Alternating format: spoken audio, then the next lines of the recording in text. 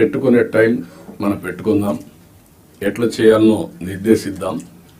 కానీ rule bounded కాకుండా human యాంగిల్లో మీరు ఆలోచించండి. ప్రతి ఒక్క సమయాన్ని, ప్రతి ఒక్క ఇష్యూని రూల్ బౌండెడ్గా మీరు ఆలోచించేంత వరకు సమస్య పరిష్కారం కాదు.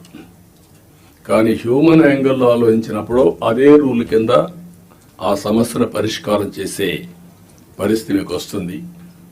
అలాంటి ఆలోచనకు శ్రీకారం చుట్టాలి.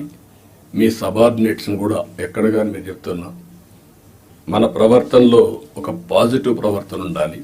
ప్లింతీ లాంగ్వేజ్ వాడడం, లేకుంటే మనకు అధికారం ఉందని ఒక పెత్తందారి వ్యవస్థ మారిగా బిహేవ్ చేయడం, అలాంటి ఎక్కడా లేకుండా ప్రతి ఒక్కరూ గుర్తుపెట్టుకోవాల్సింది.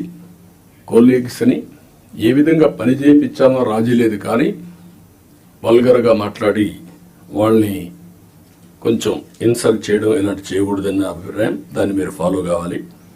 మీరు చేసే పని మాకు రిఫ్లెక్ట్ అవుతుంది. మళ్ళీ ఈ విషయం గుర్తుపెట్టుకోవాలి.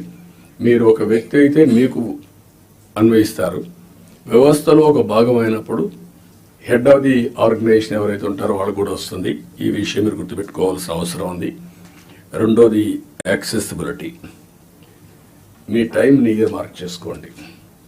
నేను కూడా ఎవ్రీ సాటర్డే కూర్చొని సీఎంఓ ఏ విధంగా పనిచేశాం, టైం ఎట్లా మేనేజ్ చేశాం, నేను ఎట్లా ఇంప్రూవ్ చేసుకోవాలి, అన్ని విషయాల్లో ఒక పక్క మీటింగ్స్, ఒక పక్క పబ్లిక్ రిలేషన్స్, ఒక పక్క మా పార్టీ వర్క్, అన్నిటికి కూడా మేము ఇయర్ మార్క్ చేసుకొని ముందుకు పోతున్నాం.